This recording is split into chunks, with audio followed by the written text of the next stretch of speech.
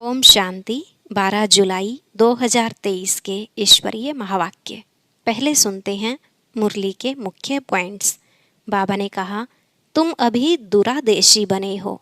तुम्हारी बुद्धि आदि से अंत तक जाती है, लेकिन नंबरवार पुरुषार्थ अनुसार दुरादेशी बुद्धि को ही त्रिकालदर्शी कहा जाता है। यह तुम्हारी बहुत बड़ी रेस है। तुम जानते हो, आत्मा 1 सेकंड में वहां पहुंच जाएगी और फिर वापस आएगी। यह तुम आत्माओं की अविनाशी रेस है। बाप तुमको रोज यह रेस सिखलाते हैं। अब तुम्हें इस पुरानी छीछी दुनिया, छीछी शरीर से मुक्त होकर घर जाना है। बुद्धि का योग अपने बाप और परमधाम से रखो, जहाँ तुम अशरीरी रहते हो। तुम बाप को जितना जास्ती याद करेंगे, उतना तुम्हारा नाम रजिस्टर में अच्छा रहेगा। बाप तुम्हें राजाई का इनाम देंगे, अगर उनकी मत पर चल याद की दौड़ी लगाएं तो। याद नहीं करते तो विकर्म विनाश नहीं होते और फिर प्रजा या दास दासी बन जाते हैं। वास्तव में यह कोई प्राइज नहीं है। बाप की याद में रहे तुम्हें फर्स्ट प्राइज अर्थात नर से नारायण, नारी से लक्ष्मी बनने का प्राइज लेना है। लास्ट में बाबा ने कहा, श्रीमत का उल्लंघन करने से तकदीर को लकीर लग जाती है। इसलिए कभी भी यह नहीं भूलना चाहिए कि श्रीमत देने वाला स्वयं बाप है। अब सुनते हैं महावाक्यों को विस्तार से। बाबा ने कहा, मीठे बच्चे, अभी तुम्हें पवित्र जीवात्मा बनना है। इस समय कोई पवित्र जीवात्मा नहीं है, इसलिए अपने को महात्मा भी नहीं कहला सकते।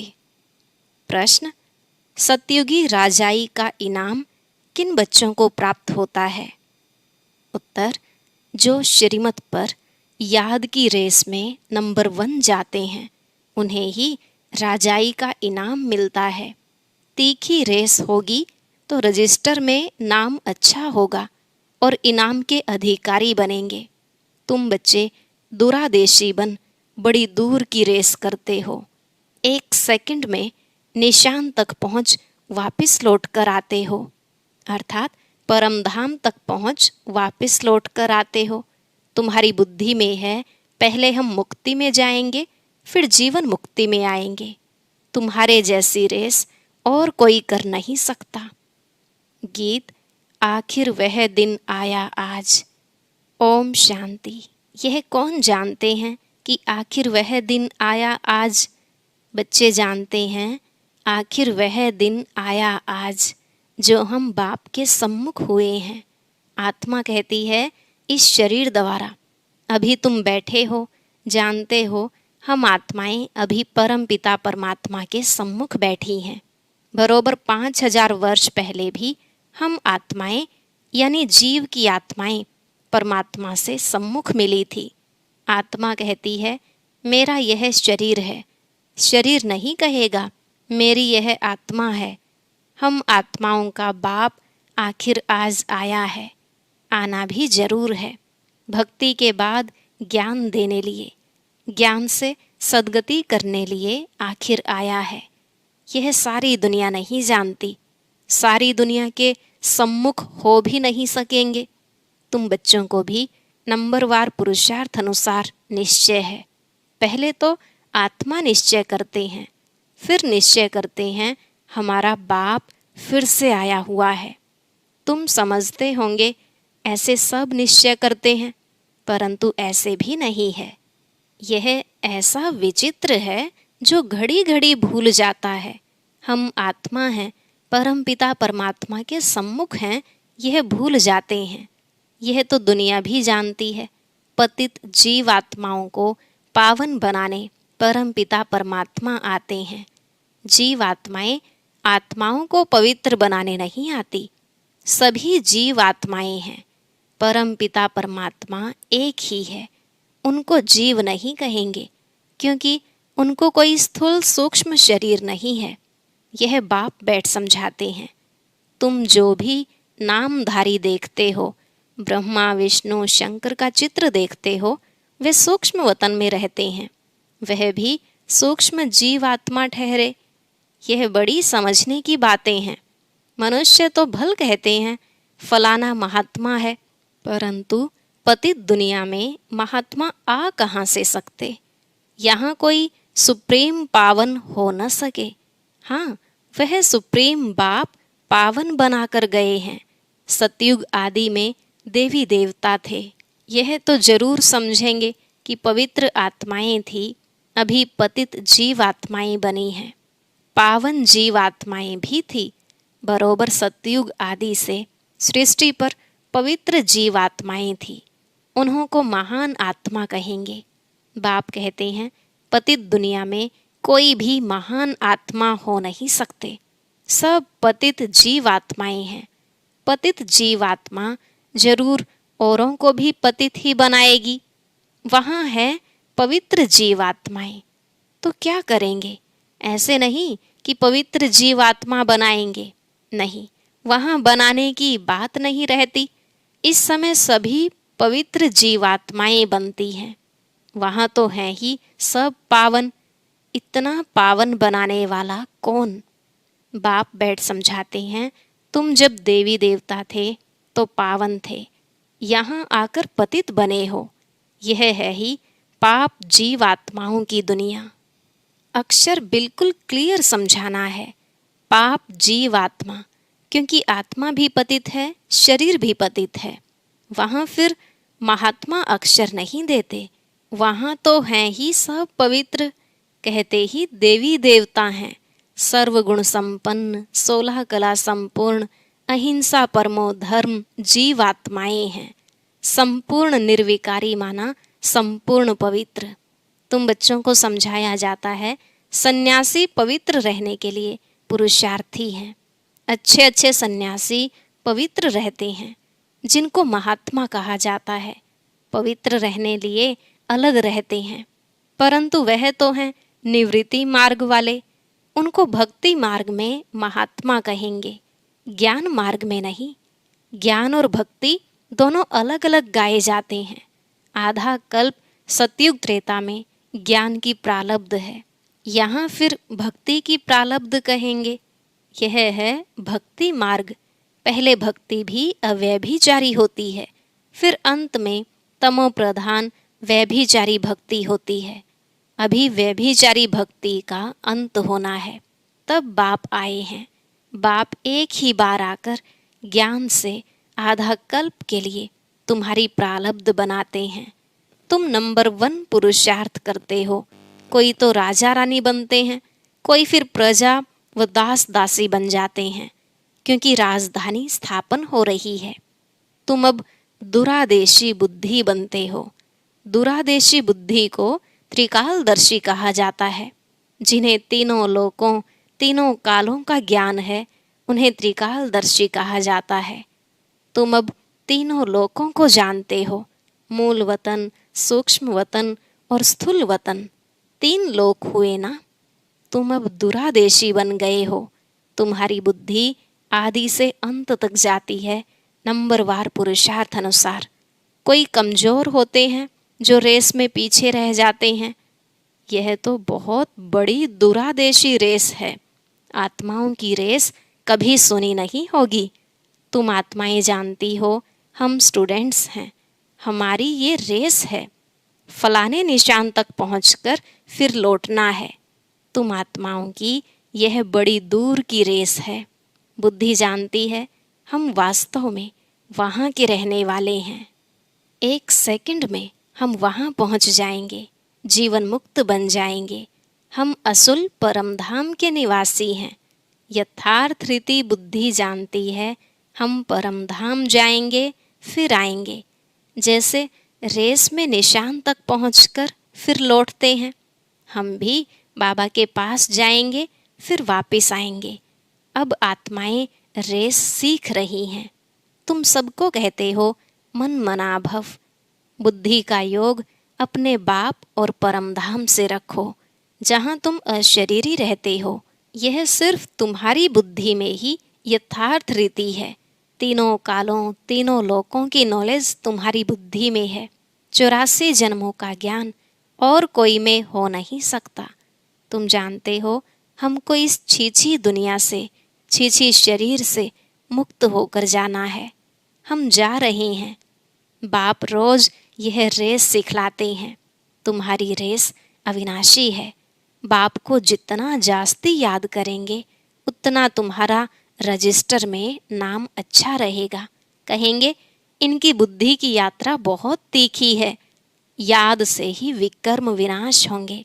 याद नहीं करते हैं तो विकर्म विनाश न होने के कारण पिछाड़ी में रह जाते हैं। प्रजा व दास दासी बनना यह कोई प्राइज नहीं है। नर से नारायण, नारी से लक्ष्मी बनना इसको इनाम कहा जाता है। बाप राजाई का इनाम देते हैं। अगर उनकी मत पर चल दौड़ी लगाई तो कोई तो 2 कदम भी दौड़ी नहीं लगाते हैं।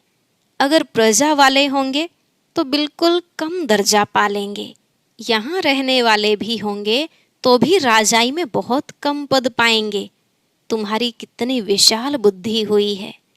अब बेंगलोर मद्रास के बच्चे बैठे हैं, उन्हों को फिर मद्रासी भाषा में कोई बैठ समझाए। हमारी भाषा तो हिंदी है। कल्प पहले भी ऐसे समझाया होगा। कहेंगे भगवान सब भाषाएं क्यों नहीं जानते, परंतु ड्रामा में है नहीं। ड्रामा में होता तो मैं सब भाषाओं में भाषण करता। समझो भिन्न भिन्न भाषाओं वाले बैठे हों तो क्या हम सब भाषाओं में बैठ बोलूँगा क्या?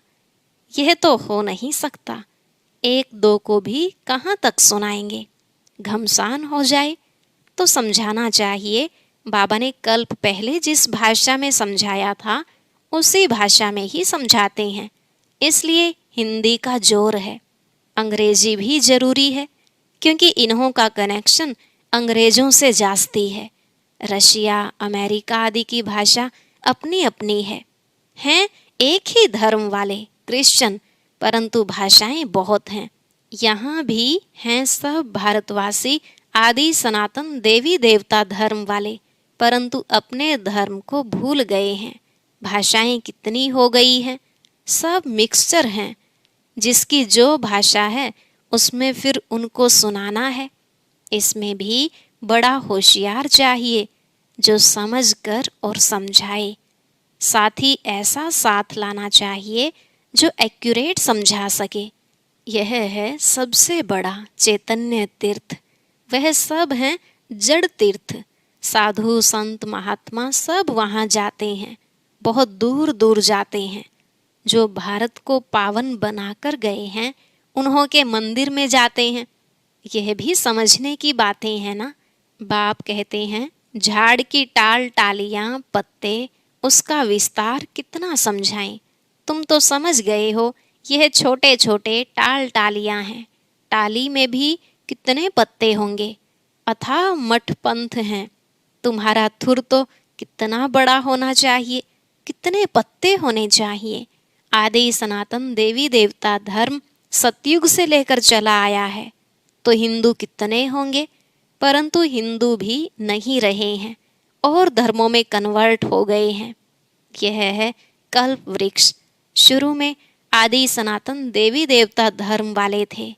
हिंदू कहलाने वाले भी वास्तव में हैं आदि सनातन देवी देवता धर्म के, परंतु कन्वर्ट हो गए हैं।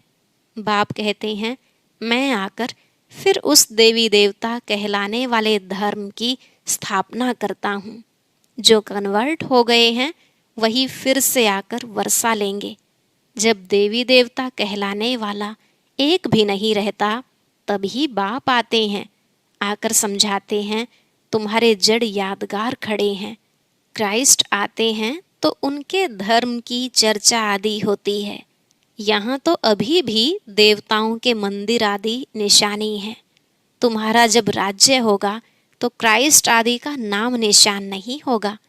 यहाँ तो सभी का नाम निशान है। तुम जानते हो क्राइस्ट कब आया, क्रिश्चियन धर्म कैसे स्थापन हुआ, क्राइस्ट अब किस शरीर में होगा? जरूर पतित में ही होगा। खुद तो पावन था ना। तुम बच्चों की बुद्धि में सारा ज्ञान है। तुमको दुरादेशी बनाया है। हम आत्माएं कहाँ रहती हैं, कहाँ से आती हैं, यह किसको पता नहीं है। रहने के स्थान को परमात्मा मान लिया है। वास्तव में आत्मा झूठी बनने से काया भी झूठी बन जाती है। साधु लोग कह देते झूठी माया झूठी काया, बाकी आत्मा तो निर्लेप है। अपने मतलब की बात कह देते हैं। ऐसे क्यों नहीं कहते झूठी आत्मा की काया। काया को ही काई पर बिठाते हैं, अर्थात अर्थी पर बिठाते हैं। आत्मा को तो काई पर नहीं बिठाते हैं, काई पर काया को बिठाया जाता है। आत्मा ने तो एक काया को छोड़ दूसरी काया में जाकर प्रवेश किया। यह समझ की बात है। कोई भी साधु संत आदि को तुम समझा सकते हो। यहाँ पतित दुनिया में कोई भी महात्मा नहीं है। महान आत्माओं को पावन आत्मा कहा जाता है, तो शरीर भी पावन चाहिए। यह है ही आयरन एज्ड। परंतु कन्या जब तक विकार में नहीं गई है तो पूजी जाती है। पवित्रता के लिए ही पुकारते हैं, आकर के हमको पावन पवित्र बनाओ। जबकि पुकारते रहते हैं तो तुम उनको महान आत्मा कैसे मान सकते हो। महात्मा तो कोई है नहीं। यह है विचित्र परमपिता परमात्मा। तुम जानते हो, हम जो पावन जीव आत्माएं देवी देवता थी, अभी पतित बनी हुई हैं, धर्म भ्रष्ट हैं। क्रिश्चियन लोग अपने धर्म को जानते हैं, झट कहेंगे हम क्रिश्चियन हैं। तुम ऊंचते ऊंच धर्म वाले अपने धर्म को भूल गए हो। भूल जाने से धर्म भ्रष्ट कर्म भ्रष्ट बन पड़े हो। तुम श्रेष्ठाचारी थे, अब रावण ने भ्रष्टाचारी कर दिया है। यह अर्थ भी तुम समझ सकते हो। तुम बच्चे अभी अपनी भविष्य उच्च तकदीर बनाने के लिए धारणा कर रहे हो। श्रीमत का उल्लंघन करने से तकदीर को लकीर लग जाती है। यह भी भूल जाते हैं कि श्रीमत देने वाला बाप है। तो आखिर वह दिन आया आज, यह तुम जानते हो। सभी एक्यूरेट नहीं जानते, अंत में जानेंगे जब पूरे समझ जाएंगे। अभी तो घड़ी घड़ी भूल जाते हैं। मुश्किल कोई सच बतलाते हैं, झूठ बोलने में देरी नहीं करते हैं। माया अच्छे अच्छे रुस्तम बच्चों को थप्पड़ लगा देती है। बाप तो सब जानते हैं, बतलाते हैं, तुम भूल करते हो, बड़ी डिससर्विस करते हो। अच्छा, मीठे मीठे सिकिलधे बच्चों प्रति माता पिता बाप दादा का याद प्यार और गुड मॉर्निंग। रूहानी बाप की रूहानी बच्चों को नमस्ते। रूहानी बच्चों की रूहानी बाप दादा को नमस्ते नमस्ते, गुड मॉर्निंग, शुक्रिया बाबा शुक्रिया। धारणा के लिए मुख्य सार। पहला पॉइंट, दुरादेशी बन, तीनों लोकों और तीनों कालों को जान, बुद्धि से रेस करनी है। इस छीछी दुनिया छीछी शरीर से मुक्त होना है। दूसरा, झूठ बोलने की आदत को मिटाना है। श्रीमत का उल्लंघन कर डिससर्विस नहीं करनी है। आज का वरदान, लौकिक वृत्ति दृष्टि का परिवर्तन कर अलौकिकता का अनुभव करने वाले ज्ञानी तू आत्मा भव। लौकिक वृत्ति दृष्टि का परिवर्तन कर अलौकिकता का अनुभव करने वाले ज्ञानी तू आत्मा भव। बाबा ने कहा, लौकिक संबंधों में रहते हद के संबंध को न देख, आत्मा को देखो। आत्मा देखने से या तो खुशी होगी या रहम आएगा। यह आत्मा बेचारी परवश है, अज्ञान में है, अनजान है। मैं ज्ञानवान हूँ तो उस अनजान आत्मा पर रहम कर अपनी शुभ भावना से बदल कर दिखाऊंगी। अपनी वृत्ति और दृष्टि को बदलना ही अलौकिक जीवन है। जो काम अज्ञानी करते हैं वह आप ज्ञानी तो आत्मा नहीं कर सकते। आपके संग का रंग उन्हें लगना चाहिए।